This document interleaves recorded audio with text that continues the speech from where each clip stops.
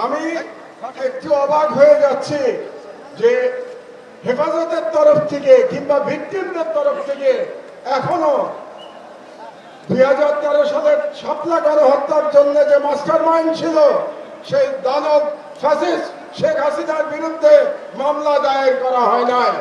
আপনারা কেন এখনো মামলা দায়ের করেন নাই আমি জানি না।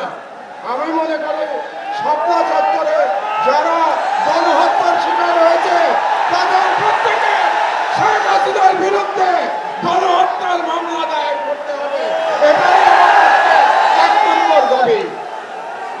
দ্বিতীয় যে কথাটি আপনাদেরকে আমি বলতে চাই, আমরা মুসলমান, উম্মার প্রতি আমাদের ভালোবাসা থাকতে হবে। তাই গাজার শহীদ এবং কাশ্মীরের মুসলমানদের উপরে যে জুলুম চলছে তার বিরুদ্ধে আমাদের ঐক্যবদ্ধভাবে আন্দোলন চালাতে হবে। 3 নম্বর কথা আমি বলতে চাই, আমার বক্তব্য দীর্ঘায়িত করব না। এখানে অনেক ওলামায়ে একরামরা আছেন যারা মূল্যবান বক্তব্য দেবেন। আপনারা নারী নীতি নিয়ে প্রশ্ন তুলেছেন। এ ব্যাপারে প্রথমে ডক্টর ইউনূস সরকারের প্রতি আমার একটি প্রশ্ন আছে যে আপনারা কেন অপ্রয়োজনীয় ইস্যু তৈরি করছেন? নারী কমিশন করবার জন্য জুলাই বিপ্লবের তরুণেরা জীবন দেয় নাই।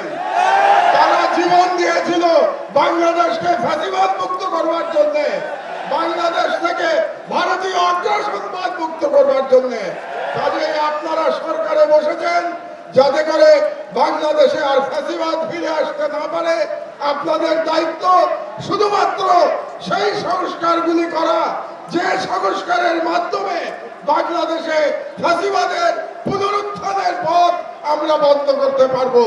কাজেই ডক্টর ইউনূস সরকারের প্রতি আমার বাংলাদেশের একজন প্রবীণ নাগরিক হিসেবে পরামর্শ থাকবে, আপনারা অপ্রয়োজনীয় ইস্যু তৈরি করবেন না। এবং আমরা দেখতে পেয়েছি আপনারা অনেকগুলো অপ্রয়োজনীয় সংস্কার কমিশন করেছেন। এই সমস্ত সংস্কার কমিশনের কোনো প্রয়োজন ছিল না। আপনারা রাষ্ট্রের সম্পদ এবং সময় নষ্ট করছেন। আমার অনুরোধ, এই সমস্ত কমিশন আপনারা বাতিল করে দেন। এই সমস্ত কমিশনের কোনো প্রয়োজন নাই।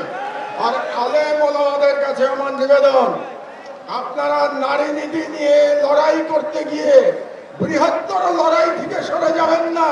আমাদের বৃহত্তর লড়াই ভারতীয় সাম্রাজ্যবাদের বিরুদ্ধে লড়াই, আমাদের বৃহত্তর লড়াই ইসলামের জন্য আমাদের লড়াই।